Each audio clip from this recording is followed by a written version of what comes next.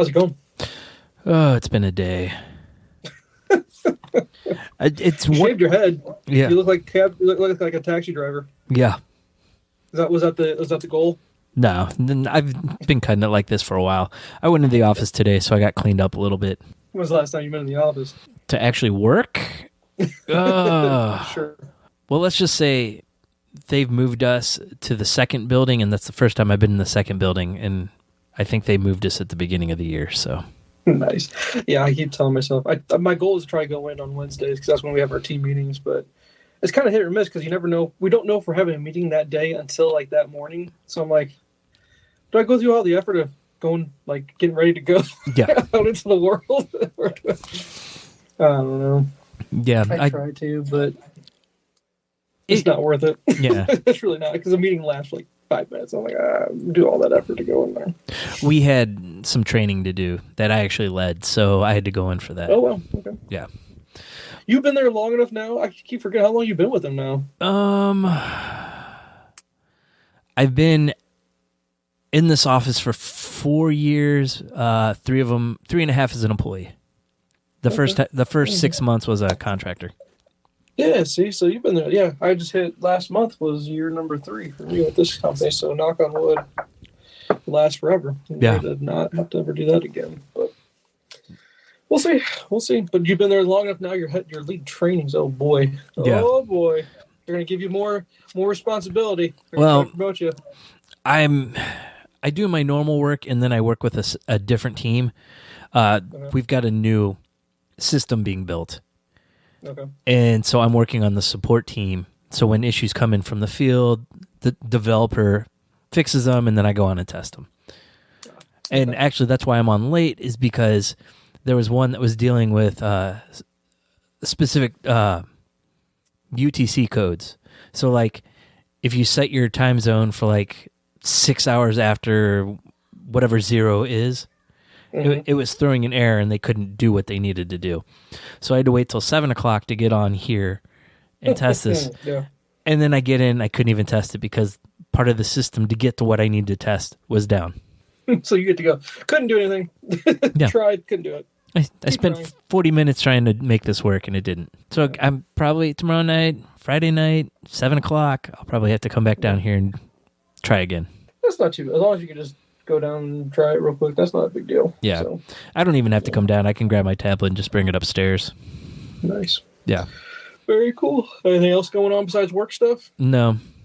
I was able to get rid of a couple pieces of equipment because for my work when I left the house this morning, I had 4 tablets, 5 payment devices, 3 printers, a docking station, a handheld 2 handheld scanners. Yeah. And I was able to get rid of it. In 3/4 of it you didn't need?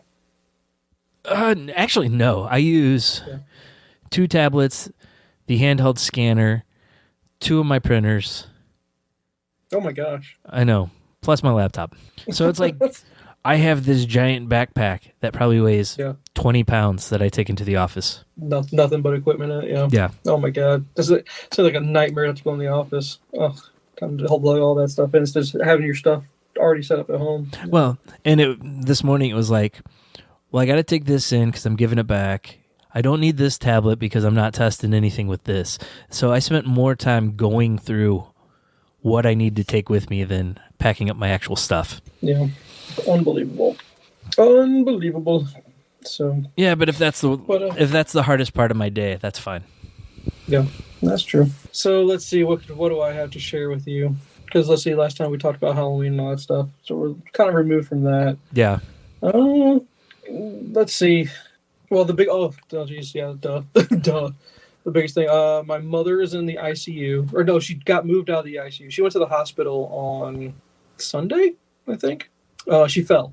Oh. She fell. She's at the age where she's falling. Yeah. We've officially reached the age where she is a falling person now. Yeah. So dumb.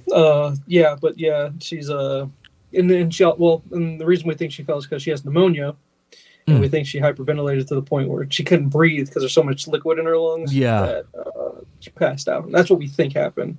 She says she fell over trying to get dressed in the bed. She got out of the shower or something like that. There's a shower using the restroom. I can't remember. Are we sure she wasn't hungover from the day before? No. Oh, she didn't do any of that stuff. Yeah, no, as far as because that's what's so great. Yeah, my niece's 21st birthday thing. So that was fun. That was fun going out there and doing that. And I got to. So I am the worst friend sometimes because I met your niece for the first time. Yeah, she's 8 months old. It's hard to get out there. It's hard. It's so difficult. It's not like it's forever. And that's why I said it's far enough away where there's distance if you wanted to be away from his family, but it's close enough where you can't use it as a huge excuse to never see him at all. Kind of thing. Or close enough that he can drop his kids off at my house next Saturday morning. Oh, is that what's happening? Oh, nice. Yeah. Well, we wanted to give them kind of a weekend of nothing, so we offered to take their kids. Well, yeah, I made fun of him because I told his wife, I bet you he didn't plan on marrying the oldest man ever with his freaking hip and his hip and his blood pressure and his apnea and all the crap he's got going on. He got like all of it from the family. Yeah, right. Exactly. Just falling apart, man. So everybody's falling apart these days. So yeah, that's what's going on. But she got moved out of the ICU, I think, this morning or something like that. So that's good. But yeah, my sisters are taking care of all that, to be honest. I went and saw her last night, but I'm just like, I go to the room and she's on her tablet playing solitaire the whole time. I'm like, okay, good visit. Bye. Yeah. Good talk, Russ. Good talk, Russ. Good talk. So yeah, that's what's going on with that.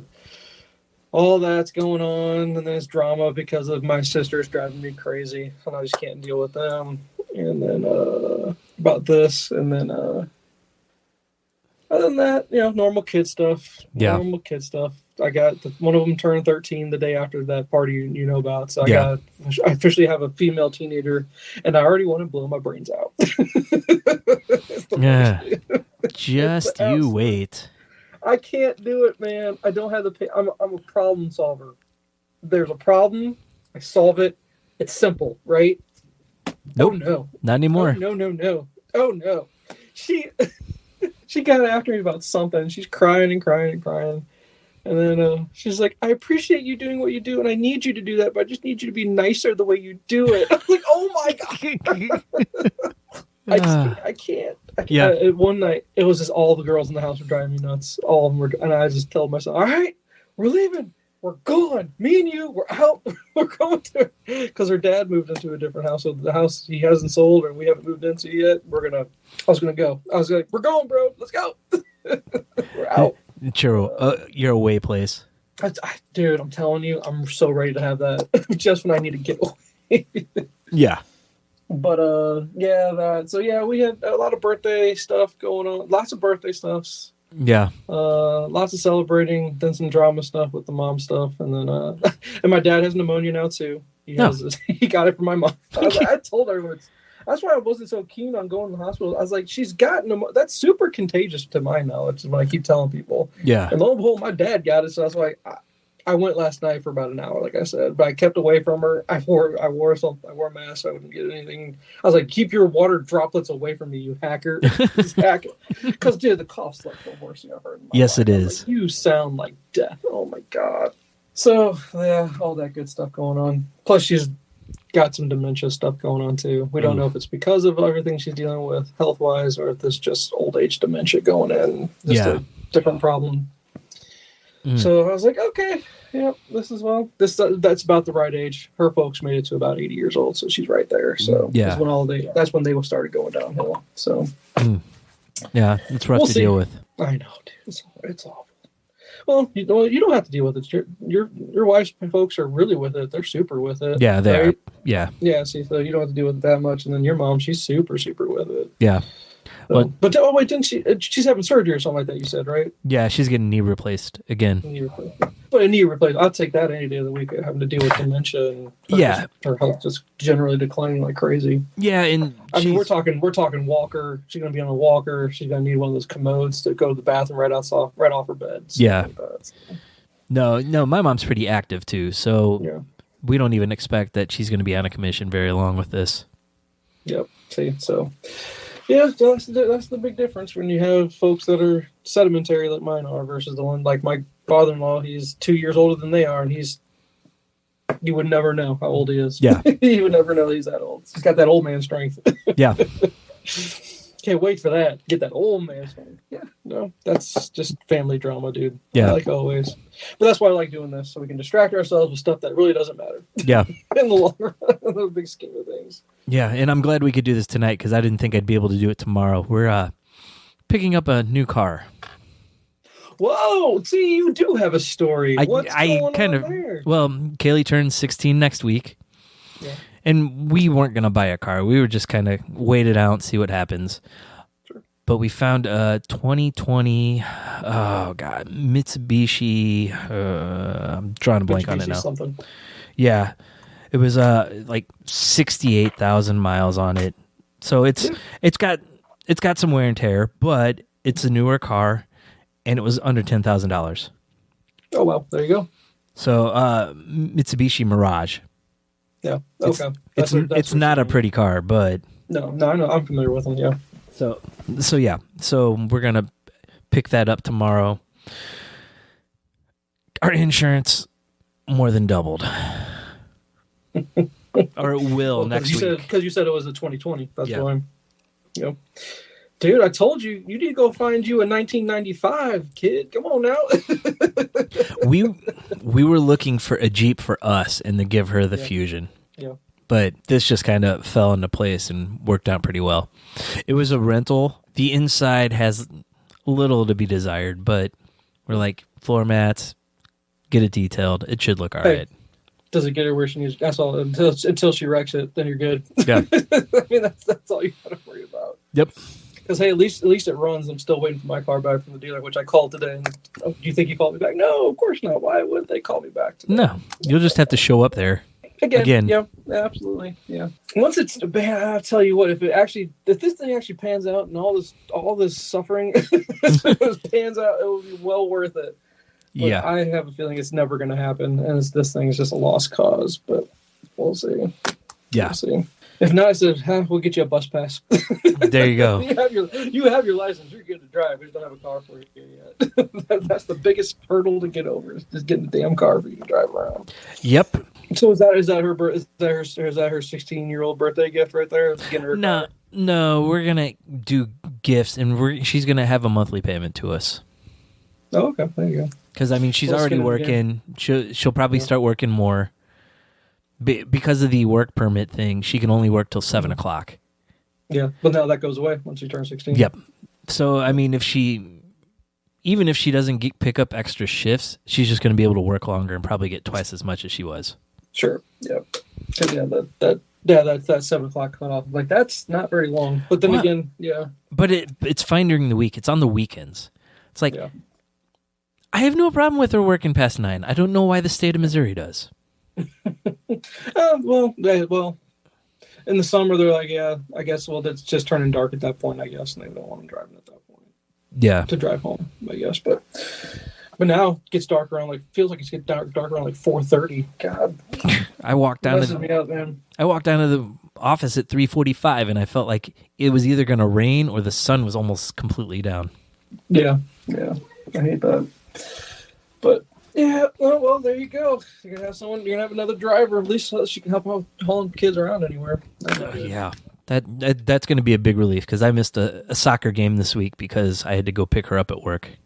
Oh, see, yeah, that sucks. Yeah, but as soon as that's over, you're like, thank God. So it's different types of stress, but somewhat of a break. Yeah, I get it. Yeah, and she's not crazy about driving anyway, so I don't have to worry about her going any further than her work because. The school is closer than work. Yeah. Yep. Oh yeah, trust me, my kid. He's not crazy about because it's rush hour. All of his stuff's rush hour, right? Going to school and coming back from school would all be rush hour and it's on 272. It's just like I get it, dude. Because there's just every day he sees what I have to go through. He's like, this is like Mad Max. I was like, yeah, it is. Yep. It's absolute chaos. Yeah, I hate it. But as far as just driving around town or getting, somewhere like that, it's not a big deal. Yeah. But anywho, so What do we have on tonight's agenda? So I sent you an article earlier this week that Kevin Feige and Patty Jenkins' Star Wars movies are dead. They're dead as a doornail. That's what it sounds like. Yeah. I think it hit on a little bit in regards to some Star Wars fatigue, I guess, is what they're, if I remember the article correctly. I might get my articles mixed up. No, I think they touched on that. Okay. Because then they were still talking about Rian Johnson and his projects, which, okay, whatever. Because he's still working. He's still concerned about the next Knives Out or whatever. Benoit Blanc. Yeah, LeBlanc. So he's caught up with that, and I think there's another Taika Waititi. They said there was Lindelof. Yeah, Taika Waititi, but he wants to star in it too. Yeah. Wait, I think after Thor's performance, they don't want anything to do with Taika doing a Star Wars property. I don't think so. I mean, it sounds like they're still interested in it. But I mean, this is Kathleen Kennedy instead of Kevin Feige. True. Yeah. Which I find that to be funny that you don't want to give it to the guy. But then again, take Marvel's run of things lately. You know? Yeah. I think with Star Wars, though, Taika Waititi is going to be fresh, where he's with Marvel in that second Thor movie he did. It was coming off the I gotta outdo the first one. Yeah. Well, here the big strike against Feige, I guess.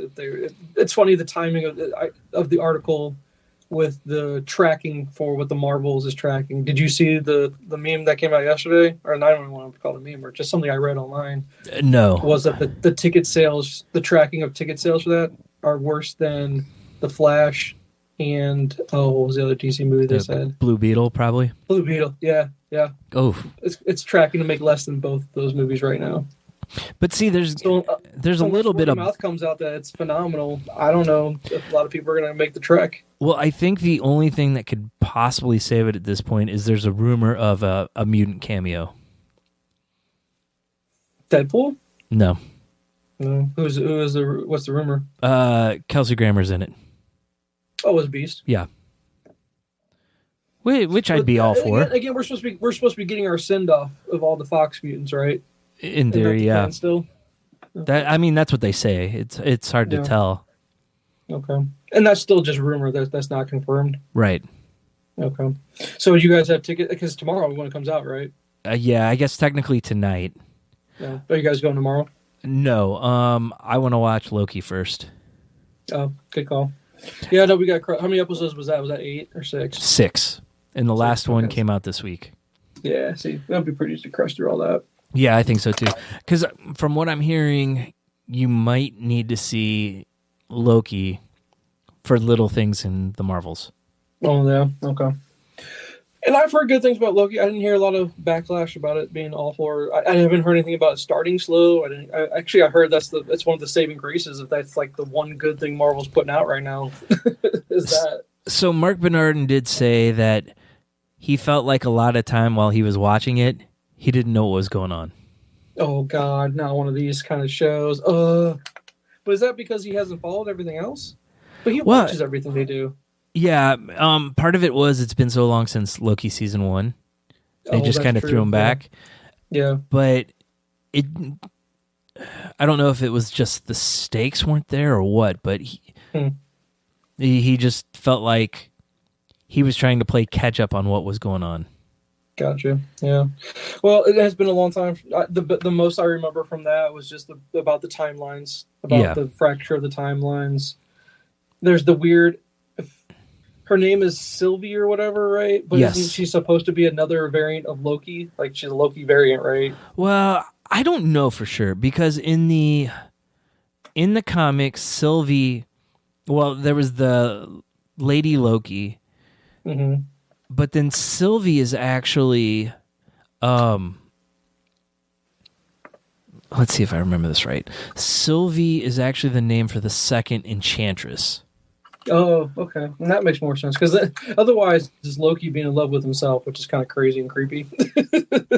But it kind of makes sense for the character because traditionally Loki is pretty much a narcissist that wants power. That's true, but still, yeah. But But yeah, I remember liking the first series, and there were some really fun parts. There's some funny stuff. Houston Hiddleston's always a joy to watch. So yeah, no, we were waiting. The whole thing's out now, so now we'll have to tackle that one next. Yeah. And again, I'll probably wait for Marvels to come onto Disney. I don't think I'll make it unless you give it like you really do need to go. Oh my god, if you don't go see this in the theater, blah blah blah. You know, the only thing you ever let me down on was Top Gun. Otherwise, no. Still so mad I didn't get to see that in the theater. Oh yeah. My god. But I don't think it's gonna be one where I tell you have to go see it in the theater. Yeah, I don't think so either. I really don't. I don't know. Something about Brie Larson's just rubbing everybody the wrong way. The character, I think the biggest downfall to it is it's just about characters that no one cares about. Yeah. You know what I mean?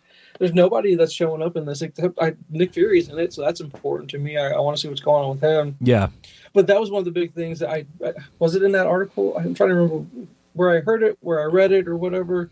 Basically, just talking about Secret Invasion, just going how much of a letdown was Secret Invasion, and with that being a big letdown, there's just nothing happening with Marvel right now. Yeah, I mean, you had Guardians 3, that was a really high point, but it felt so disconnected from everything else. Yeah, I don't know. I get why. Did you watch Secret Invasion? Did you get through all of it? Yeah, I got through it all. Yeah, it was hard though, right? It was wasn't like you were like anticipate. Like I was enjoying it, parts, but then I'm like, I felt more like I'm doing this just because I feel like I have to versus I want to. Yes, it's the comic book completist in us. No, the comic book completist and the FOMO. Yeah. You know, I don't want to miss out on the Easter eggs. Right? Yes, I want to be able to go. Okay, this makes sense. I want to do this. So. Well, they missed a giant opportunity with that show because if you read the comic, you know, like there were some big names that were replaced. In this, we got Rhodey, and we got Martin Freeman's character. I can't think of his name from Black Panther. From Black Panther, yeah. Which I found that funny because I think I watched something or read or something like that where his character is actually. Where did I see it? It might have been the Marvel book I read. It might have been all the Marvels. Yeah. Or it was an article about his character is actually a character that was created in the comics like a really, really long time ago. I'm trying to remember his name. So what's his actual name? It's Everett Ross. Ross, yeah. I thought he was created in the Christopher Priest run in the Marvel Knights. It came out around the same time as Kevin Smith's Daredevil. That's where I heard it. I don't know. I've been reading so much as far as articles and those books and everything. You're sending me snippets from that new book that you're reading, so it's hard to keep track of where everything's coming from. Oh, the snippet that Ike Perlmutter thought no one would notice that the roadies were different. Yeah, I know, right? Could you believe that? My jaw dropped when I read it. I was like, oh my god, that's such a horrible... You can't say that. No, you can't say that. Not in this day and age. You cannot say it. Nor should you say it. But oh my god, that's awful. It's really, really bad. I mean, there's some incredibly unreal stuff in this book. Yeah, it looks like a really good one to read. Yeah, it really does. You should just put a hold in at the library for it and start reading it as soon as you can. Now that we're talking about it, but didn't that book just come out? Yeah, so you might be 62nd in line to get it, but I don't even know. Well, I don't even know if it's on the server to see if it's in. What's it called again? Let me see. MCU. Arena Marvel Studios. Yes, yeah, that's it. Oh yeah, look at this. Definitely checked out. 13 holds and 16 copies. Oh, that's not bad.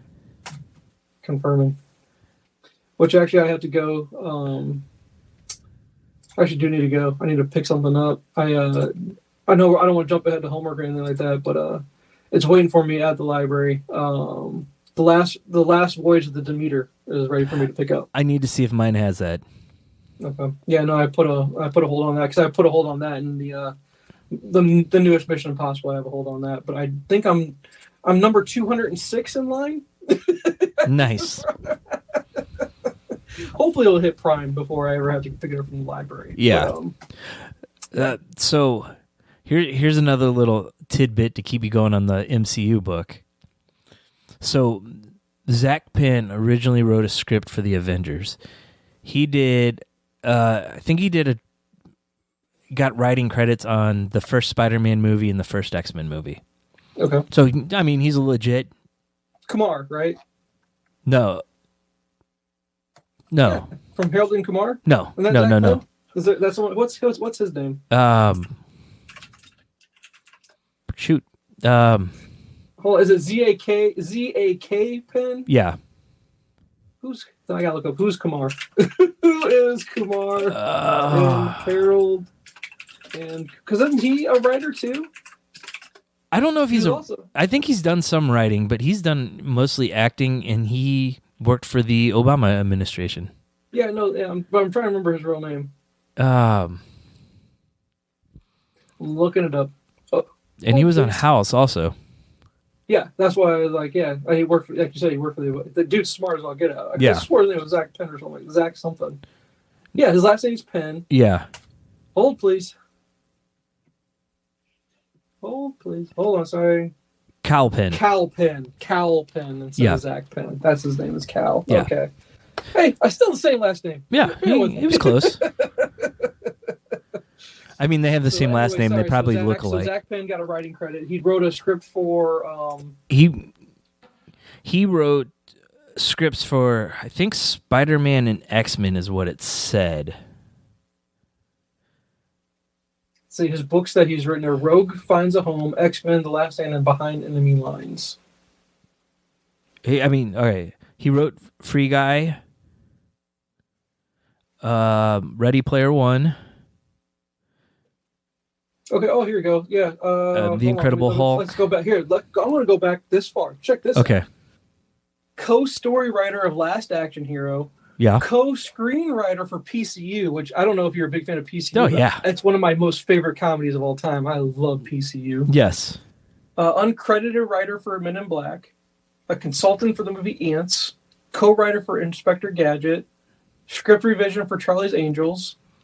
Co-writer for Behind Enemy Lines, which, whatever. Uncredited for Reign of Fire. Co-writer with David Hayter and Bryan Singer for X2. Yeah. Whoa, X2, eh? Yeah. I like that. I don't think he wants credit for Elektra or X-Men Last Stand. Probably not. I don't know if he wants to be associated with that. But I think you're getting to this one was he did Incredible Hulk. Yeah, he had a writing credit on it. Yeah. But it shows that he has a story by credit for the Avengers. Correct. Story for the Avengers, yes. I'm agreeing with you. Yep. So he worked on Avengers for years. And when they hired Joss Whedon to direct it, Joss decided he was going to write it too, and took his script and threw it in the trash. Didn't even read it. What? Oh no. And so Zach Penn's like, as a writer, if I know I'm taking over for someone, I call them and say, look, no hard feelings, I'm taking over the script. I'll credit you for anything I keep in it. Joss didn't call him. Nothing. Ooh, so he kind of knew him, so he gave him a call. And he's like, look, I worked on this script for years. My kids are excited about it. They've been telling their friends about it. What am I going to tell them when they go to the theater and my name's not on it? And Joss Whedon is like, I don't know. What am I going to tell my kids when your name is on it? What a dick. Yeah. What a dick. Oh, my God. Yeah. So they ended up... Joss rewrote the whole script. Zach Penn filed a arbitration hearing with the Writers Guild of America. They took it. They didn't give him a writing credit, but they gave him a story by credit. Okay. And Joss Whedon was pissed. Fuck Whedon. He's garbage. I was talking to someone about this, and I'm like, if this would have came out like 4 years ago, everyone would have been shocked because Joss Whedon was like the golden boy. Yeah. But since everything's come out about him, it's like, yep, this all tracks. Yeah, it tracks. Yep, absolutely. That really does track. Because then he's also, Atari Game Over, which that sounds awesome. It's a documentary. He directed it. I'll look at co-screenwriter with the actual author of Ready Player One. Yeah. That's awesome. And then, Free Guy, co-screenwriter with Matt Lieberman. Yeah. See, something about Alphas. Alpha sounds familiar. That sounds like wasn't that like a sci-fi show or something? Yeah, it was. Okay. I think Thinking 23. I don't know.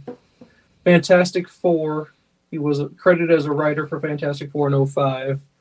And then he X-Men the official game. Oh, these were video games. Fantastic Four had a video game in I guess so. PlayStation 2.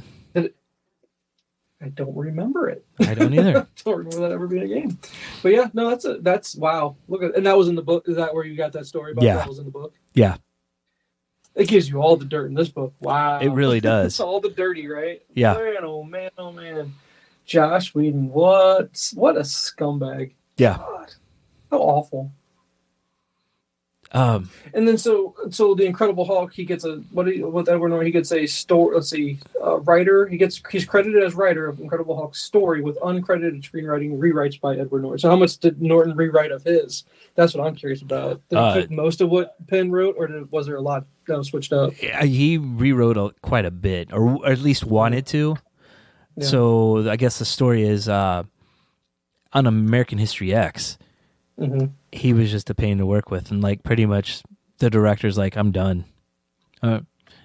So Marvel knew all this and still hired him and gave him free reign to adjust the script as he saw fit. And he wanted to make it into more of a art house comic book movie. And that movie doesn't have an art house feel to it. No. Now the original, the Hulk with Banner, that has an art house feel to it. Well, that was Ang Lee. And Ang Lee was going for a comic book feel with like the sliding panels across the screen and stuff like that. Yeah. But Edward Norton didn't like the final cut because he had no say. He didn't have any say in that. And then Kevin Feige released this press release after the movie saying they weren't going to continue on with Edward Norton and that it wasn't because of money. Just because he's a pain in the ass to work with. Yeah. Which, the movie's still great. I still like The Incredible Hulk. I think it's really good. I liked a lot of the stuff Ang Lee did, but I also had a lot of problems with some of the stuff he did, like the Hulk dogs. Yeah. Yeah. And Nick Nolte. Well, Nick Nolte was, that was a hot mess. But, yeah. not that Hulk, whatever. I'll leave that one. But the Incredible Hulk, I still like a lot. Yeah. That you can, if his work is there, that Zach Penn, look at that. Yeah. Well done. But two huge bombs there with Elektra and Last Stand. Yeah. Those are big bombs right there. Yeah, but you know what? Joss Whedon did rewrites on Last Stand. No, he did. No, he did the first X-Men. He was the one that put the stormline of what happens to a frog when it gets struck by lightning. Oh God, that's awful. Yeah. That's his line. He wants credit for that one. No, he does not want credit for it anymore. He's getting it though, right? Yes. Yeah. Nice. So Joss also did a version of what was the last Alien movie where they brought back like the clone of Sigourney Weaver's character of Ripley. Oh, with Winona Ryder. It's Alien Resurrection or something. Was it Resurrection? That's the third one. Is that the right one? I don't know if there's one after that. There's a fourth one too, though, right? I think so. I think it was the fourth one. He had a writing credit on that one. It was horrible. I'm trying to find something here. Because that's the Variety article you sent me about that. And Patty Jenkins, the Rogue Squadron one. That kind of stinks. That would have been a cool. Yeah, I think so too. They kind of stop. You know what we forgot? What? We didn't do beer. Oh, we forgot beer completely. I got it right here. You better catch up, dude. Yeah, I know. All right. I think we've done this one before in the past, but I needed something heavy tonight. So, Perennial Artisan Ales Sump Coffee Stout. Imperial Stout with coffee, 2023 version, 11.5% ABV. Oh, you're drinking? Are you actually drinking that right now? Oh, yeah. Spirit World, bro. Motor oil. That's what I'm talking about. I love this beer. But you're not drinking it out of your Deadpool with a Jason mask holding Pennywise's head. No, I'm not. Beer glass that you got. I am not. And I love that glass. That's awesome. Where'd you pick that thing up from? There's a St. Louis beers enthusiast Facebook page. Yeah. And there's this guy that every time he posts a beer, it's got a different glass. Yeah. And he posted that one and someone said it's really cool, and he told where he got it from. So I went out and ordered one. Nice. That's hilarious. Yes. That's a good glass right there. Hopefully it doesn't get broken in the dishwasher. Oh, no one's allowed to touch it. Hand wash only. And then to top it off, they sent a bunch of stickers with it, and that was one of the stickers too. Oh, really? That's awesome. Oh, what All right. That's over here. All right. Something. Excuse me, sorry. Back to Patty Jenkins. Yes. I think the biggest issue with her Rogue Squadron was the time period she was going to do it in, and it was going to be the Resistance era, the new trilogy stuff. Mm-hmm. And I don't know if it was going to focus on Poe or not. I mean, they kind of have to since he was the big hotshot pilot at that time. Yeah. But traditionally, when Star Wars fans think of Rogue Squadron, it's original trilogy or shortly thereafter, because there was a huge series of books that took place after Return of the Jedi, with Wedge Antilles as the main character. Oh, that's awesome. Yeah, because Wedge is barely in the Thrawn series. He's in there. He's a character. He's important, but not focused on him at all. But yeah, Wedge, I'd love that. So Wedge has, and his stuff is all legacy or whatever. It's not canon. Yeah, Legends. Or Legends. Legends, sorry. So, okay, yeah, that stinks. That sounded like it would be cool. Yeah. No, I sent you some stuff this week. I was trying to remember what I'd sent you in regards to. I love. Did you watch the What If Anakin had won and Padme joined him on the dark side? Did you see that? Yeah, that was very cool. That was so cool. I love that what if stuff. Yeah. And I wish they would do that in comic book form, stuff like that. That'd be so cool to see something like that. Because they really haven't done much Star Wars what if. Yeah. Yeah. The art was amazing on these. Yeah. These little stills just playing through. Yeah, and then I liked this fan cast when I sent you of the Batman villains. Yeah. Because, Willem Dafoe as the Joker, that's not anything new. The fact that they used Margot Robbie again for Harley Quinn. Yeah, it's going to be hard to replace her. They're going to have to do it. Rami Malek as Riddler, I was like, this one intrigued me a lot. David Tennant as Two-Face, I thought that was pretty cool. That fits a lot. Yeah. This one is great. Oh, who was it? Oh, hold on. Wait, was that? No, wait, he was scared. Oh, Two-Face. It was it Two-Face? Oh, hold on. Two-Face is Adrian Brody. Yeah, Adrian Brody. Yeah. This one's my favorite. The one you're getting to. Anna Darmus is Poison Ivy. No. Yeah, that's cool. But no, the next one. Check that one out. Mr. Freeze. Yeah, Christoph Waltz. Come on. Yeah, that'd be so cool. Tessa Thompson as Catwoman. Mm-hmm. Okay. Alfred Molina as Penguin. Perfect. He's got the look. I think my favorite one on there is Christoph Waltz as Mr. Freeze. I think that would be so cool. He'd pull that off because you do Heart of Ice live action or something like that. He could pull that off pretty easy. Yeah. For him. So Will just went through and watched pretty much every DC animated movie on Max. Yeah. Yeah, those are great. And all those are really good. There's not really any that are bad. I told him, though, you got to sit down and read the books because the books are so much better. I was like, we've got probably every single one of them. Let's see. He loved Long Halloween. I'm like, read the book. Yeah. Oh, yeah.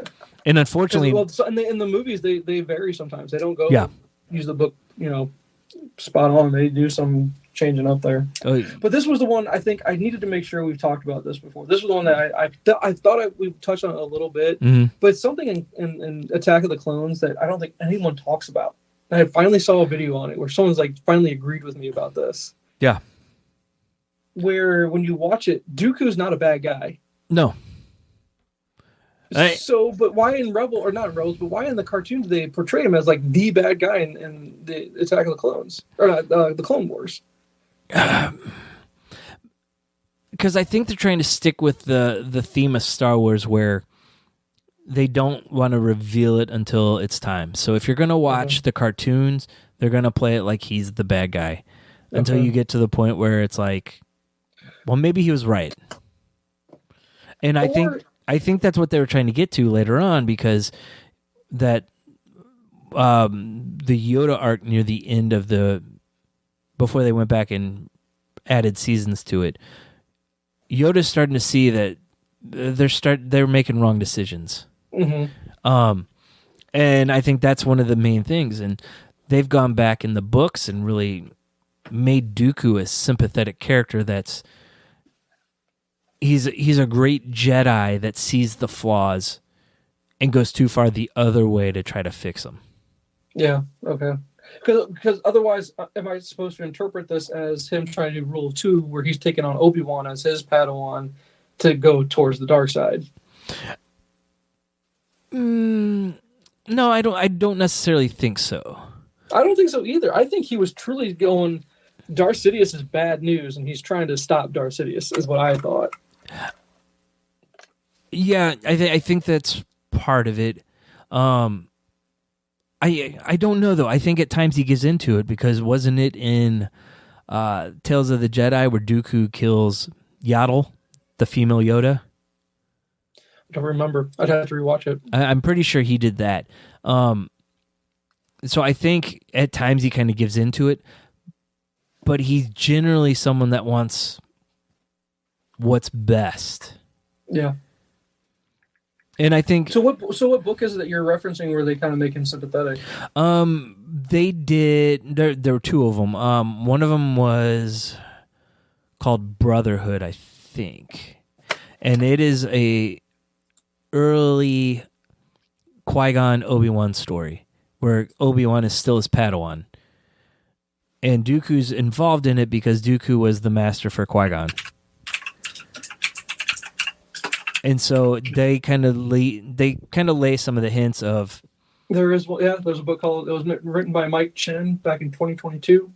I don't remember if that was it though. Maybe I'll have to Wikipedia this. Hold on. The problem is I have like all of them and I haven't read them all, so the names sometimes get confusing. Mm-hmm. Well, now here you go. This one's 1984. No, see, but I don't know why it's in 1984. I'm trying to see if that gives me a quick synopsis of this.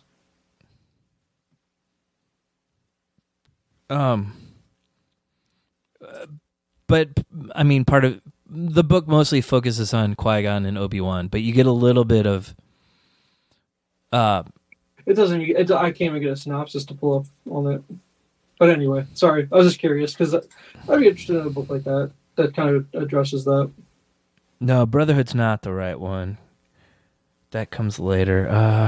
There's so many so many Legends books that pop up. There's so many Star Wars books. It's unbelievable. Well, and that's part of the reason that Disney had to reset it was because there was just so much. Yeah. But see, that's the stuff that's important. Like, Old Republic should have that's just to be canon. Stuff like that leads up to the history. They're kind of going through and doing it too. So here, I'm trying to find it real quick. But I love when a clip like that pops up, just because I was like, this is a big deal that wasn't made big enough. I think back when the movie originally came out. Yeah. So the other Master and Apprentice was the name of it. Yeah. Apprentice. By Claudia Gray, who's probably one of the best Star Wars writers there is. And then there's also Dooku Jedi Lost, which kind of goes with his early days and kind of shows the transition. And it jumps from him and Ventress, or Ventress discovers his journal or something, so she's trying to understand him, and so she's reading these stories of his past. And that one was really good too. Nothing's popping up for Jedi Lost. Did not find anything for that one. Yeah, it's Dooku Jedi Lost. It isn't. It was written. It was originally an audio book that was turned, or like an audio drama that was turned into a book. Okay. So like when you read the book, it's called Dooku. I got a Dooku by Kevin Scott. Yep, that's it. That's it. Okay. Yep. And that's the only way I can get it is audiobook. The actual book's been released though. Oh, okay. I'm pretty sure I read Dark Disciple. That one was really good. That one was really good. That was based on unreleased Clone Wars scripts written by George Lucas's daughter. Okay. Let me see what else she's written here. Because I always see that name and I just haven't actually read it. Because did she write Ahsoka? No, she didn't. That was was that E.K. Johnson maybe? Because let's see, Claudia Gray did Master and Apprentice, something called, this is not Star Wars, Murder of Mr. Wickham. Let's see, Star Wars Lost Stars, which is one we always talk about that I still want to read. The Fallen Star. I don't know what that one is. Is that High Republic, maybe? Bloodline. I definitely want to read Bloodline. Yeah, Bloodline's really good. Lost Star. Oh, they made a comic book of the Lost Stars. They've done comic books of a lot of the books. Here's High Republic Into the Dark. Of the 2 High Republic books, that was the better of the 2 that I've read. Leia, Princess of Alderaan. That was good too. This seems really familiar. It's not Star Wars, but the late Mrs. Willoughby. Doesn't that sound familiar for some reason? I don't know. She did do young adult graphic novels called The House of L, based on Superman. Is that Superman? Yep. Interesting. Who's that? Is that like? It's not actual Superman. It's set before he was born. So, but that's what I'm saying. Is it Kara? Yep. I think it's character she created for DC. I don't know. There's a bunch of them on here. I bought the first 2 from her in Kansas City a couple years ago. Interesting. I think I took Bloodline, had her sign it, and then bought those because I knew Madeline would want to read them at some point, and she hasn't touched them.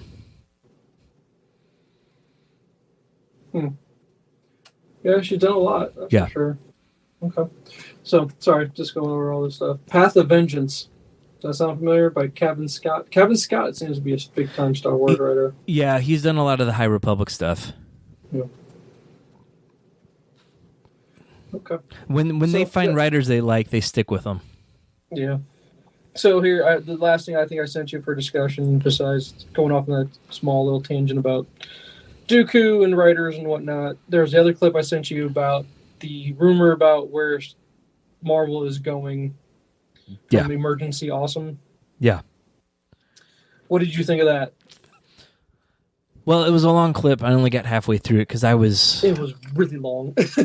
Yeah. Super long. I think I was sitting at soccer practice when I started it. So the gist being they're gonna go ahead and pivot away from.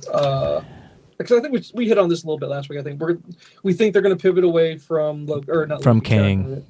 From Kang, they're just going to pivot from Kang completely, and then they're going to go to a more comic accurate version of Secret Wars. Yeah, the most recent Secret Wars. Recent Secret Wars, correct. The Hickman version. Doom is basically your Thanos, and he's going to be Emperor Doom or God Doom or whatever he calls himself. God Doom. Yeah, and then I think you do that because you could also reset your world. Yep. Where you have the convergence. We're going to have our multiverse, then we converge. And then if you wanted to, where the rumor being that who's going to lead Secret Wars would be Hugh Jackman's Wolverine and Tobey's Spider-Man would actually be the lead actors in that movie. Yeah, I saw that. Okay. I don't know if I like that plan. I don't know if I like Tobey leading something. Yeah. Although the look of a grizzled Tobey looks pretty cool. Kind of a disheveled, like, hey, I've been through it all. Spidey is kind of cool. Yes. And yeah, that would be cool to see. But I'm worried that they'd be, unless they kill him off, they're going to be stuck with those two being in the new universe. Which, I love Hugh Jackman, I love Tobey Maguire, their movies were awesome, but let's move on. Yeah, I can see that. I'd like to move on as well, but I don't know. I mean, these are all obviously just rumor, but the thing being, if you're going to go pivot to Dune, because I think that's what I think, if I remember the video correctly, something about Kang was so important to Loki, though, that he made the show like in episode 5 or something like that. There's something about episode 5 that was a really big deal. Yeah. Not sure what it was. I haven't watched it, so no spoilers, but yeah. I don't know what it was that occurred there, but then you go, well, can you really pivot? I mean, we talked about the recast. You could always recast, but sounds like the smart pivot would be to move over to Doom. Yeah. And then eventually Galactus will be a big bad at some point, I guess. But it's a little disappointing, though, because in the comic, Doom and Kang are such big rivals. Mm-hmm. I would love to set up Doom by using Kang. Yeah. But I don't know. I don't know. Who knows? Either you're gonna go all in with Kang and just run with it, or if you're going to pivot, you're going to have to start sprinkling in Doom somewhere. Yeah. Right? Yep. And your opportunity to do that would have been in Black Panther 2. Yeah. Right? Yep. I mean, that would have been a great opportunity to do that. I don't know. Yeah, because, I mean, looking at what else they have coming out, I don't see a lot. And I think Secret War is just so comic heavy, and you needed. Remember when we were first talking about Battle World and seeing the map? Yeah. And how many books you'd have to read in order to follow the entire storyline of that Secret Wars? How would you even try to fit that into even a 3-hour movie? You couldn't do it. No. It's just so much. It's so much. And I mean, I don't even know if they could pull off a part 1, part 2 type thing with that. Because at least with Infinity War and Endgame, they were 2 complete stories. Mm-hmm. Yeah, I mean, it would have sucked if they would have left it with half the heroes blipped off, but you felt conclusion where they ended it. I think I need to go back and read Secret Wars all the way through, though. I've been thinking about that. I want to do that, but I kind of want to start at the beginning of Hickman's Avengers run and read the full thing. Oh my God, it's going to take a long time. It probably will, but I've heard it totally makes it a lot better. And I enjoyed Secret Wars. I would love to see like the long form storytelling he was doing. Well, that's what Hickman does. Yeah. All of his is long form. Yeah. So I think it made reference to that video of Hickman's run on Fantastic Four as well, which that was a huge run too. Well worth it though. God, his Fantastic Four was incredible. He does so much long form because you pull up. I put in Hickman Jonathan into the library server, and oh my God, so much pops up. So much X-Men. X-Men is the most of it's popping up here. But there's also the Fantastic Four omnibus. Yeah, they actually have the omnibus in there. Oh man, I would be tempted to buy it. Avengers, Jonathan Hickman. Avengers. Well, because he was doing 2 or 3 Avengers books at one time, and it was they were all separate stories, but they all tied together in the end. Because you got Avengers, Infinite Avengers is one of the trades here. Yeah. A lot of the ebooks. I guess it'd be easier to see this from an ebook standpoint. But you got Avengers Volume 1, Avengers World. But is that the right one to even start with? I guess that's going to have to be a Reddit thing. I'll have to find a Jonathan Hickman Avengers reading order somehow. I don't know where I'll find that. I got to look that up somewhere. Just add that to my list of comic books I don't ever get around to reading. That never-ending list of stuff. Never. So, but yeah, I think Doom. We've talked about that. I feel like we've talked Marvel to death. I think we're kind of in a dead period right now where we can only really talk about so much as far as all that goes because what's there to talk about in regards to DC's got nothing to talk about. We had The Flash, and then we got we're waiting for Aquaman. Yeah, that doesn't matter. Yeah, and then we're still how far away from Gunverse? Oh, probably 2 years. And don't you think Blue Beetle should have hit Max by now so we could talk about that at some point? You think so, yeah. What's up with that? Why is that not a hit? That came out forever ago at this point. It feels like. That was middle of August. Which, I guess that's not forever, but in today's day and age, it feels like it. It really is. So I mean, quick. 2 months at this point. Yeah. So 3 months. Well, now you got me wanting to stop this podcast, and I need to go find my read order for Avengers. I kind of want to, if it makes it better to read Secret Wars, because is that what is that? I think that's the culmination, correct? Yeah. Is that how it all ends? Is with Secret Wars? Yeah, because it sets up how Doom gets into power in Secret Wars. Yeah. So at some point, I guess I'll have to do it. But then again, I was kind of wanting to start a Green Lantern run here, but now I don't think I'm going to. I don't know what I'm going to read. I know, because I keep jumping back and forth between the current X-Men stuff to get completely caught up, and then all the Dawn of DC stuff. And then if you get stuck on and the DC stuff, it's hard. There's too much in both worlds. That's why I guess that's why some people go, I'm a DC guy and I'm a Marvel guy, because if you try to do both, it's almost impossible. At least it feels like it. And then I pull out and go with image trades. See, yep. And sometimes I like doing that stuff too, because it's just different, completely different than all the universe stuff. So I don't know. But I think as far as topics go, I don't think I have anything else for you. Yeah. Besides that. Did you have anything else? No, head to some homework. Okay. Did you have a bunch? No, I just 3 movies, 2 TV shows. Do your TV shows first. What you got? I watched all of Gen V, season 1. Oh, you did? So yes. You blasted through that. How many, 30-minute shows? What are those? I don't know. I think they're close to an hour. There's 8 of them. Oh, wow. Okay. So you blasted through that. Well, I'd watched the first, 3, so then I just had to watch the last 5 this week. Gotcha. Okay. Really good show. I mean, it's right there with The Boys. There's a lot more mystery to it, and like with The Boys, you know some of the story points from reading it. Mm-hmm. This was all brand new. Okay. And then every once in a while, you'd get into one of the characters from The Boys showing up. Oh, cool. All right, that's cool. Yeah. So, fun show. I really enjoyed it. Okay. And then I finished Shoresy season 2. Oh, my God. I need to get to that. Oh, my God. How good was it? It was good. Wasn't it? So, good. I was talking with a coworker. He liked Shoresy better than Letterkenny. And I think I was the opposite for the fact that the banter always gets me in Letterkenny. Mm-hmm, but Shoresy has more of a complete story for each season. Yeah. Where every episode is something different in Letterkenny. Well, Letterkenny's coming to an end, correct? They're in the last season coming out, like the one that's, I think, coming out this Christmas, right? I don't know. I'm pretty sure I think Letterkenny's final season. I would be happy if they just kept going and did little half seasons for each show. Yeah, it says Letterkenny. Oh, sorry. Letterkenny to end with season 12. Oh. Yeah. Oh, come on. It's Always Sunny has 20 seasons. Its 12th and final season. I knew I read that somewhere. It's Always Sunny has 20 seasons. They could keep going. It says Kiso and Tierney feel the time is right to bring their comedy to a close. Dude, Kiso, what else you been doing, man? You're not in anything else. Yeah. Unless so here's the question: is this the last Shoresy?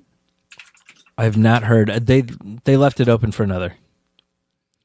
Let's see. I'm not going to read the spoiler about that. Will there be a Shoresy season 3? Yeah, Shoresy season 3 has been renewed before season 2's debut. Okay. So you're at least going to get a season 3 of Shoresy. So I'm happy about that. That's good. I love those characters. I thought I sent that to you, the bloopers for season 8. Yeah. For Letterkenny. Yeah. Oh my God, it's so funny. It's so fun. It's just so good. Everything about it.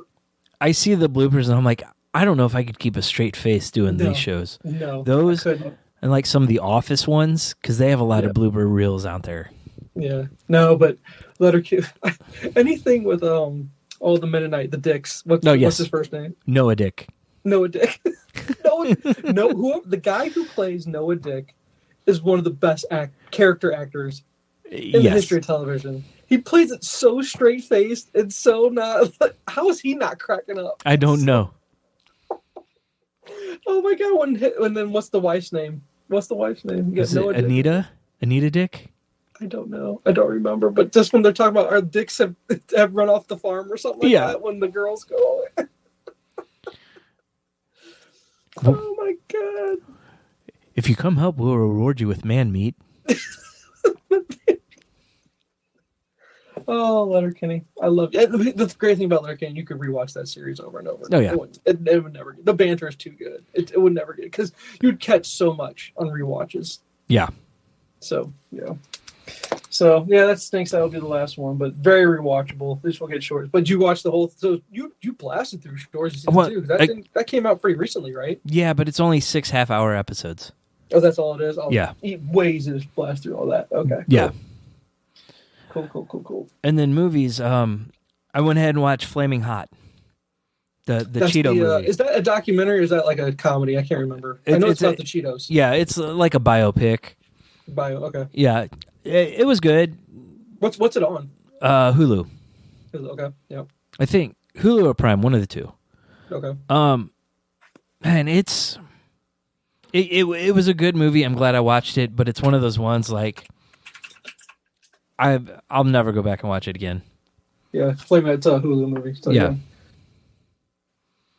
So, I mean, it's one of those inspiring, based on a true story type things. Do you even eat Flamin Hot Cheetos? I don't think I ever eat them.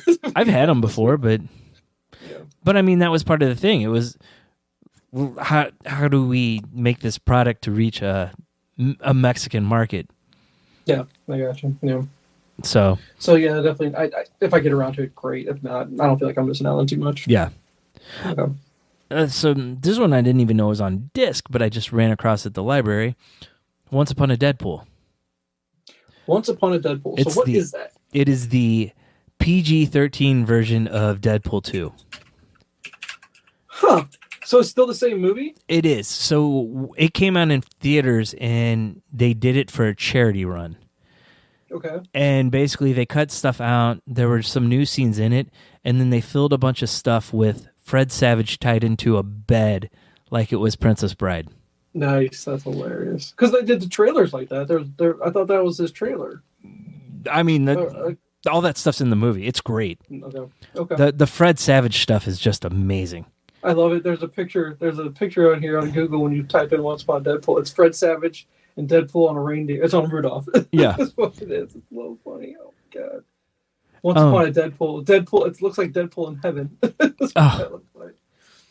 Okay. So the scene where Vanisher dies when all X-Force is parachuting out, Fred Savage stops it and he's like, wait, was that Brad Pitt? He's like, yeah, Matt Damon was in it earlier too. I got them both tied up in my basement. Oh my God. He's like, you got Matt Damon tied up in your basement? He goes, I want to fight Matt Damon. And Deadpool's sitting there with a bleeper in his hand because it's PG-13, so they only get like 2 F words. So he's like, what did you just say? And he repeats it. He says, I want to fight Matt Damon, but he bleeps it. So you hear the F. Yeah.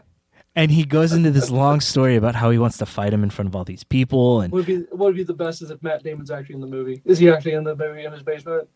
No, he's actually in Deadpool 2, though. But wait, Matt Damon's in Deadpool 2? Yeah, when Cable comes back in time and the 2 rednecks sitting at the truck. Oh, yeah. It's Matt Damon and Alan Tudyk. Okay, yeah. So I remember. It's been a while since I've seen Deadpool 2. I need to watch it again, I guess. Yeah, you should see if they have this version of it. So, like, when he gets ripped in half and they show the baby butt when he stands up, it's all blurred out. Are you what do you call it, half shredding or cock shredding it or something like that? Yeah. Is that what he calls it? Hey, I'm straight up Winnie the Poohing it.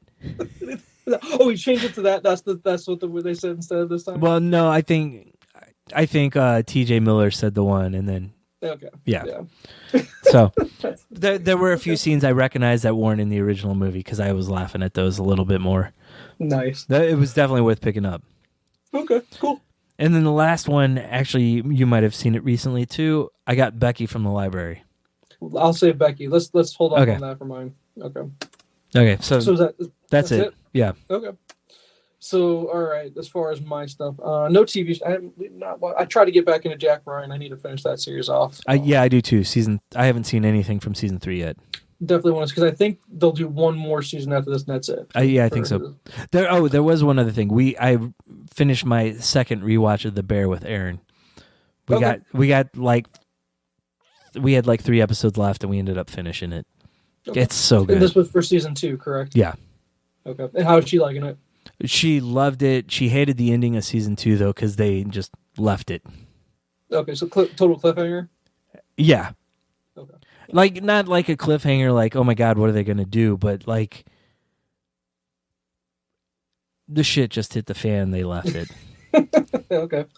All right. Well, I'll have to get around to that. I have not seen season 1 or 2, so I'm looking forward to it at some point. I highly recommend it. Yeah. So, all right, let's see. I'll save 2 of these for last kind of thing. I'll hear the ones that the one I'll start with that I stopped watching. It was called Woman in Gold. It's actually a Ryan Reynolds movie. He plays an attorney. It's about a woman that during World War II, the Nazis stole her family's artwork in Vienna, I believe. Okay. And so it's about her trying to reclaim her family's artwork or something like that. It had an interesting premise, and I was enjoying it, but then it just kind of like, whatever. I lost interest about halfway through, and I was like, this isn't going anywhere fast enough for me. So I was like, let's move on. Yeah. And then I'll kind of save my favorites for last, I guess. I watched a movie called The Kill Team with Skarsgård. Which Skarsgård is it? I just forget which one it is. Not the Pennywise one. Okay. Whichever Skarsgård that is. It was really good. Basically, it kind of reminded me of A Few Good Men in regards to doing the right thing, but this one's just set in the Middle East. Okay. It was good. It's not. I'd say if you're in the mood for some war movies, like if you're watching, like, hey, I love Black Hawk Down, I want another movie like Black Hawk Down. Stuff like I did 2 movies in a row like that. The first one was The Kill Team. The one I liked better was Sandcastle. Sandcastle is the one where Henry Cavill's in it for a little bit. He's not a main character in it by any means. Actually, Nicholas Hoult is your main character, and I think I didn't look up who the other guy was. I want to say like Logan Marshall Green is his name. I think he's in some stuff. I think that's who the other guy was that's in it. That's recognizable. Okay. But Sandcat, again, another Middle East movie. It's basically hitting on of what are we really accomplishing here? What are we doing here in the middle? One of those things. It's just for our basically. I don't know if it's politically incorrect to say this, but it almost feels like the Middle East and the wars in Iraq are, and then of course Afghanistan is like. It's our generations of Vietnam. Sometimes you have to just feel that way. I get the military complex, and you want to do humanitarian things with our military and making sure that we don't let dictators do awful, awful things that are war crimes. Yeah. But these movies are really good that hit on some of that stuff. And it makes you think about that. That's why I enjoyed Sandcastle a little bit more than Kill Team. Yeah, Logan Marshall Green. Is that who it was? That's what I thought it was. It looked like him. Pain Hustler. We were going to rediscuss that this week, but turns out Pain Hustler is not even my favorite movie I watched this week. Yeah. But I liked that movie a lot. Yeah. All right. Chris Evans was incredible in that movie. He is so good in it. It makes you recognize how good of an actor he is because he's so pure and innocent as both Human Torch and Captain America. And then he turns around, he's like the bad guy in Gray Man, and then this. Yeah, absolutely. And then Emily Blunt. She was incredible. Yeah. What a great role for her. This was so good. Yes. But it's also just how much we hate the pharmaceutical companies in America. They're garbage people. Yeah. They're all just garbage.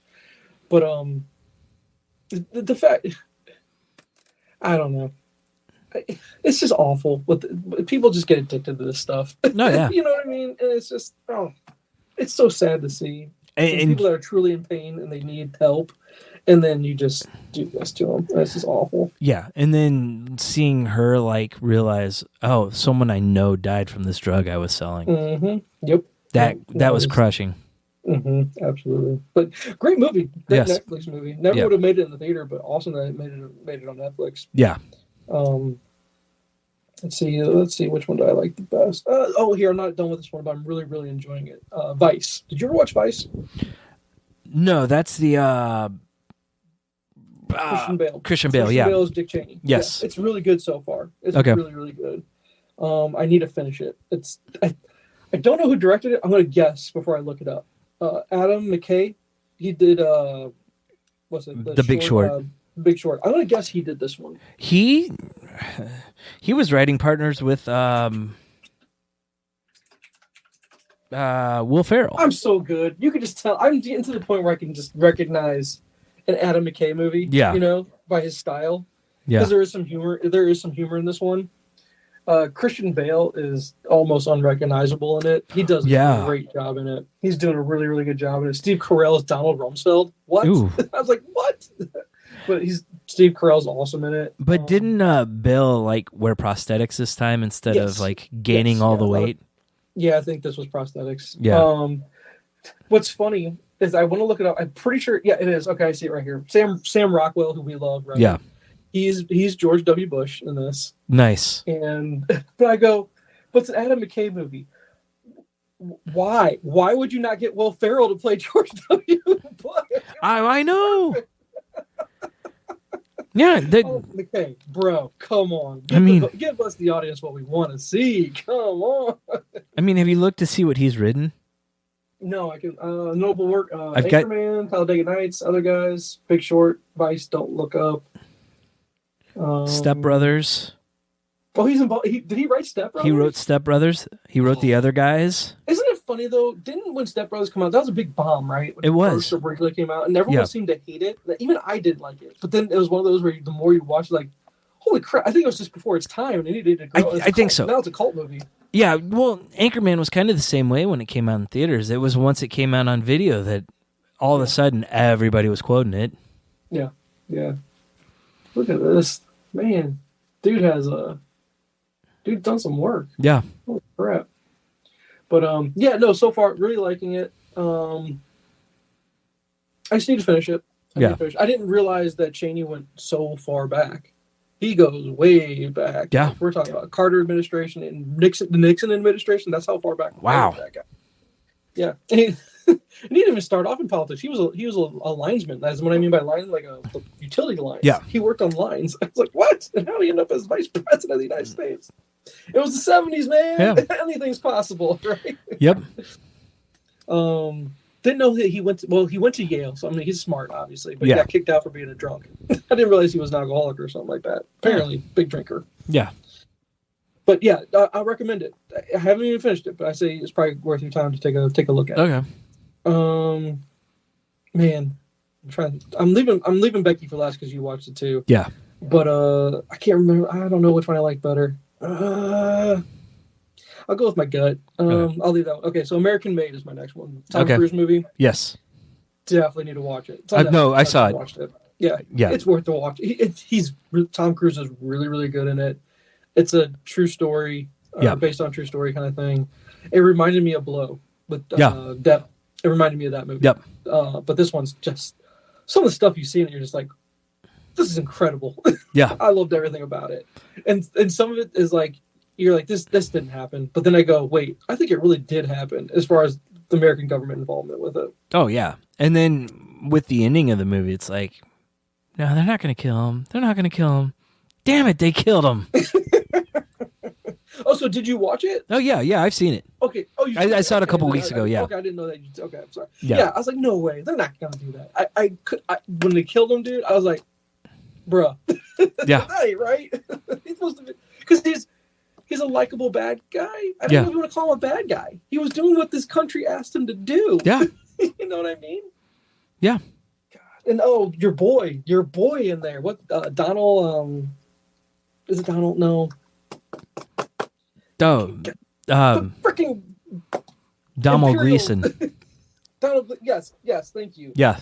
So good in it. He's so good in everything. I like that guy in just about everything he does. And then Aaron Paul was Aaron Paul in it. Right? Yeah.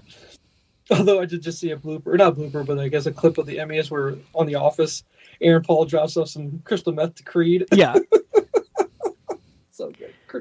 Fucking Creed, man. Yeah. But I think by far the best thing I watched this past week, my most favorite thing I watched, I'll say it that way. Yeah. I finally got around to watching BlackkKlansman. Yes. You saw that, right? Yes. And we talked about Denzel's kid getting recast as Kang. Yeah. Right? I'm on board if you want to go that route. God, he was so good in this movie. The fact that my boy Eric Foreman played David Duke, like, yes. So far from Eric Foreman to this, I was like, Topher Grace, what are you doing? And I just felt so uncomfortable at times watching that movie. I for sure couldn't watch that if the kids were anywhere around. Yeah. Definitely couldn't do that. But Adam Driver was incredible in it. He's always good. He's pretty damn good. He's Yeah. pretty damn good. I just don't know if he's my Reed Richards though. I don't know if he's my Reed Richards, but Doom. He's definitely my Doom if I want to make Doom. I can make, but I still like my Giancarlo Esposito's Doom idea better. But that's just me. This movie is just so good. Yeah. I there's nothing I could say but praise about it. And then there's I never remember his name, but he's that character actor I brought up to you, and he did a great podcast with Rosenblum. Yeah. He was the guy that played Jewel, and Clint Eastwood's Jewel. Paul Thomas Hauser. Yes. He's in there. He's in this movie. Yes. He's great in this movie. Yeah. And he shows up in what did he show up in? Oh, he showed up in Old Dads. That's right. He shows up in Old Dads vaping. Yeah. Vaping. And he's in Cobra Kai. He's one of my favorite actors. He's gonna be that guy that's in everything, but no one's ever gonna remember his name. So he was on AEW for a few weeks too. No, he was not. Yes, he's a huge wrestling fan. Really? And so Chris Jericho had him come out with his Emmy or whatever he won. And Jay Lethal and Jeff Jarrett stole it. And they came out for weeks with his award. No way. But then they just dropped the whole storyline. So Paul Walter Hauser. Paul Walter Hauser. And did he win for Blackbird? Yes. Yeah, which he should have. You still haven't watched it. I still haven't watched it yet, no. Jay, if you like Paul Walter Hauser, yeah, this is the reason why you need to like him. I know. He's so good in this. It's ridiculous. Ridiculous. Watch it. Put it on your list. It's on my list. I just got to get to it. Do it.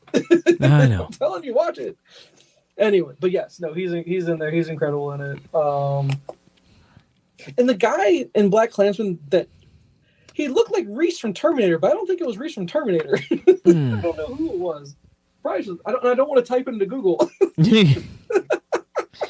I got IMDb here, so. Because what else? Because when Google reads that, what the algorithm's going to put on some stuff that I don't want to see. Oh yeah, you're gonna be in trouble. Let's see, Alec Baldwin, Isaiah Whitlock Jr. He was basically the guy that he was so apprehensive about he knew Adam Driver wasn't who Adam Driver said he was. He was the doubting Thomas basically. I'm not seeing. He looked like Reese from Terminator. That's all I'm saying. But it's not him. No, it's not. Yeah. Okay. Anyway, I think the one you're talking about, he was in Vikings. Halfdan? Give me a name. What's his actual real name? Jasper Pakonin. Oh, he was in the Dark Tower.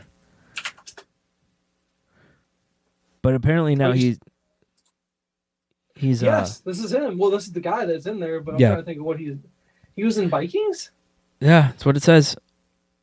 I don't remember this guy in Vikings at all, and I watched Vikings. He's a Spike Lee guy now, too, because he was in The Five Bloods. Attack on Finland. Yeah.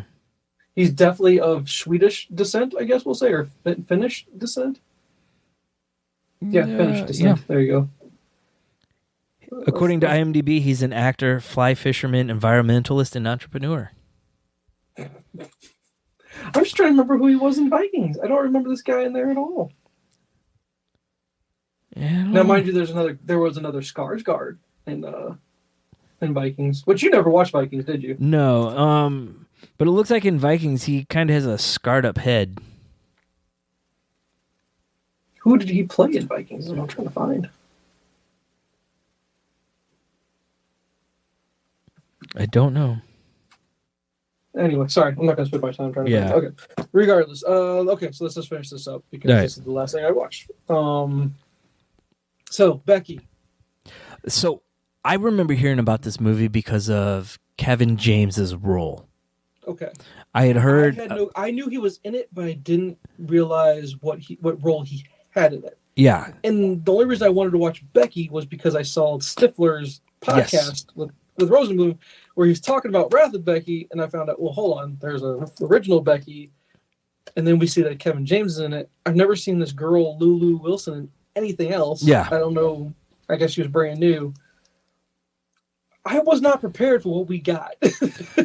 I watched it with Jen, and Jen went, she was like gagging at a few points. Yeah. She's like, this is way more graphic than she was ready for. So what was the comparison I saw? It was like said Home Alone and something. John Wick means Home Alone. Yeah, I guess. Yeah, yeah. Yeah. That makes sense. That makes total sense. Yeah, that's a great comparison. Yeah. But holy crap. All I'm going to say is eyeball. That's all I'm going to say. Oh, yeah. The eyeball part was a little over the top for me. Or what about her down the zip line with the broken ruler between her feet? Dude. It's brutal. The movie was brutal. Yes. Oh my gosh. What a crazy movie. So Yes. It's good. It's really good. Yes. It really is. But was not ready for that. So now I do have Wrath of Becky sitting upstairs. I was hoping we'd watch it. I thought we'd like it too. My library doesn't have it, so I might have to cave and rent it. Oh, dude, I can't wait to watch it. But then again, it's set like 5 years in the future, however long it was between the two movies. Because obviously the actress aged up by natural aging. Well, this one came out 2020. Yeah.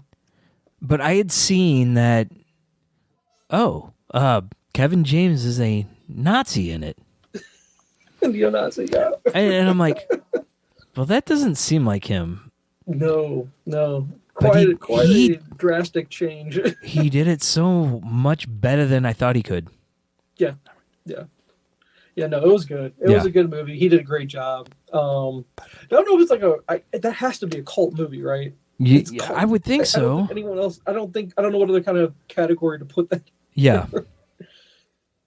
But the question is she someone you really root for? You do it first, but then... Does she have rage issues? I mean, I get losing the mom. I mean, she's sympathetic. I guess she's a sympathetic character. But by the end of it, it's hard to root for her because the one guy that comes back to save her...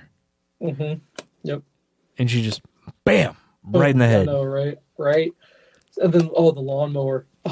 Oh. So graphic. It was. So graphic. I was thinking that might be something because I'm like, this is kind of horror-ish a little bit. I was like, I better watch it first. Yeah. I let my 13-year-old. I was like, oh, I'm so glad I didn't just go ahead and let her watch that with me. Because, oh my God. Yeah, I'd probably let my kids watch it. The eyeball was a bit much. A bit much. Yeah, but I enjoyed it. I enjoyed it. I can't wait to watch the sequel. I definitely want to get around to watching it. Yeah. I've let my kids watch Ready or Not, so... And I'm trying to figure out if, is Stifler going to be a good guy or a bad guy in that movie? That's what I really want to know. Yeah, that's what I'm really curious about.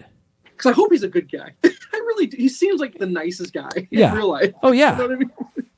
So I really hope he's not the bad guy, but I got a feeling he probably is, because why? I don't know what kind of role he plays in the movie otherwise. As far as the description on the back of the box, I don't think he really fits in any other way. I mean, maybe the Joel McHale role where he's like a boyfriend that gets killed. So sad. Yeah. So sad for Stifler. But yeah, man. I liked it. Is there a better actor that you like that can be so swarmy than Joel McHale? Because he's so douchey, right? He gives off total douche vibes, but he's actually nice. Yeah. And you don't. Well, I mean, it depends on the role too. Because like you feel bad for him because he's taking his daughter, who's had a traumatic death in the family, but he's got to spring this news on her that he's getting remarried and she's not ready for it. And doesn't it feel like we don't know the timeline of when he's trying to marry this new woman? Right. It doesn't feel like there's been a lot of time that passed where the wife dies and he's already with this other woman ready to get married that quickly. Yeah. I think that plays into it a lot too. But it kind of goes to the thing, like everyone deals with their trauma differently and... Sure. Yeah. Sure. And I'm sure it's... I mean, I'm not saying it's easy for an adult to get by, but when a parent dies, it's like... Yeah. It can be a very traumatic experience, especially when you're younger. Yeah, for sure. Absolutely. So, but yeah. So graphic. It was. Graphic. It was so good though. It's so good. And how did that's my question. How did this fly under the radar? Like I said, at the time I heard about Kevin James playing this role, but that was all I ever heard. Maybe no one wanted to have anything to do with it because of Kevin James being in it kind of thing. Yeah. Because it really... He's great in it. I don't know it. I don't really know of anything else I really like him in. He's okay in Grown Ups. I've never even seen Grown Ups. Never even seen it. So and I was never a king of Queens. I was never a King of Queens guy either. It felt like a ripoff of Everyone Loves Raymond, which I didn't like anyway. So. Oh boy. Oh boy. Excuse me. But yeah, no, I'm glad I watched it. And of course, Jen and I are watching it the whole time, which is like, what does the key go to? We want to know. What the key I know. They never tell you. Did we find out? No. The second one, I think. I don't know. Is she still wearing it around her neck? It's got to lead us. We need to figure out what that thing. Yeah. Why that was so important. Yeah. Or is it just basically like the briefcase from Pulp Fiction? We just never get to know. You get to draw your own conclusion from it. And I don't want that. I do not want that. No. I want to know what was so important about that stupid thing. Oh my God. Yeah. Oh. All right. Great movie, though. I enjoyed it. Yeah, I did really, too. really did. It was a good watch. One of those hidden gems. So I'll give a spoiler for next week. I have a stack of DVDs here to watch, and the top one, Blackburn. The James Gunn produced superhero horror movie. Oh, you finally get around to watching it. Okay, sorry. You had to give me a second. So basically, if Superman landed on Earth and he turned out to be evil. Yes. Yeah. Oh, you're going to love it. It's great. I know. I loved it. I can't wait to watch it. All right, well, give me what else is in the stack. I can't see. The 2 billboards outside of Ebbing, Missouri. Oh, Jay, you've never watched that? No, I haven't seen that yet. So good. So good. I grabbed Parasite. I know it's on like Amazon Prime or something. I was hoping it was good. It deserved to win Best Picture. I really want to watch it. I was hoping it was the dub version so I could have it on and not have to read the subtitles. But no, I got home and saw it's subtitled too. You need to pay attention to that one. Yeah. It's super good. God, you got some... Oh, but the 3 billboards? Yeah. I think I like that better than Parasite. Yeah. I got Paint. Oh, that's the Bob Ross one. Yes. And I can't see what the last one was. It wasn't anything I'd ever heard of. It just was like a generic action movie. So I was like, I'll give it a shot. Let me see what we got here. I'm trying to see if Paint. Oh, here we go. 0 holds on 8 copies. I can watch Paint. There you go. I gotta wait for them to ship it to me. Yeah. I'll see if I can get it and watch it in time for next week. We'll discuss Paint. But yeah, this is the problem is you're watching the other ones. I've seen like all the ones you listed right at the top. I've seen them, but it's been a long time since I've seen them. Yeah. But yeah, 3. You're gonna love 3 billboards. I've been wanting to see it forever, and I saw it was there, and I just grabbed it. So. Because I'm trying to remember, is Rockwell in that one too? Yes. I'm trying to remember. I'm pretty sure he is. I don't think it's Sigourney Weaver. It's Frances McDormand. Frances McDormand. Yeah. Yeah, she's in it. Yep. Oh, trust me, she steals. Oh my God, she's such a good actress. She always steals the show in her movies. Well, and that's what's so crazy. Remember that I was talking to you about that Women Talking movie? She was like one of the main stars on that, but she's barely in it. Yeah. And I was like, well, what the hell? I was ready for another Frances McDormand performance to knock me out, knock me off my feet, that kind of thing. Yeah. But not barely in it. So, but yeah, no, sorry. Becky that was it for me too. That was great. So glad I watched it. I'll have The Wrath of Becky watched by next week. I'm telling you. I'll see if I can get it. You'll have to see if you can find it. Or I'll have to try to just give you my copy from the library and just have you. Then I'll have to have you cross the bridge to return it to one on our side of the bridge. I might have to go into work then one day. Let me know if you can't. You absolutely can't get a copy. Okay. I'll get you my copy. Okay. From the library. All right. So yeah, no. Other than that, I've got nothing. I'm looking forward. I can't wait for next week. I can't wait to watch those. You got some really good ones there. Yeah. God, three great movies you got to look forward to. That's awesome. So yeah, that's what I'm talking about. All right, man. Other than that, that's all I got. Yep. So until next week. All right. Yep. See you. Thanks for listening. You can find us on our website, Nyrdcast.com. It's Nyrdcast. You can also find us on Twitter, Facebook, Instagram, and YouTube by searching @Nyrdcast. The intro music is The Other Side by the Red Hot Chili Peppers, a Mad Dog remix made by Madeline Tierney. This week's featured song is Can You See Me by Catholic Guilt. Feel like a stranger